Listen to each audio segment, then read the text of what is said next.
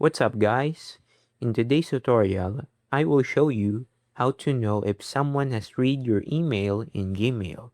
So without further ado, let's get started. First, open your browser and go to the Chrome Web Store.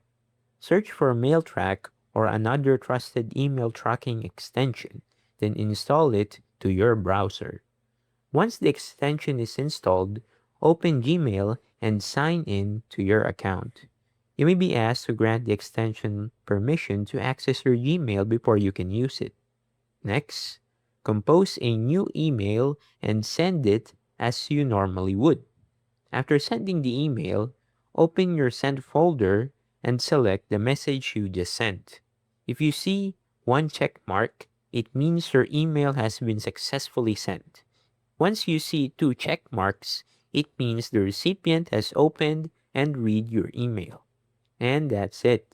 That's how you can check if someone has read your email in Gmail using an email tracking extension. If you found this tutorial helpful, don't forget to leave a like and subscribe. And I'll see you guys in the next one.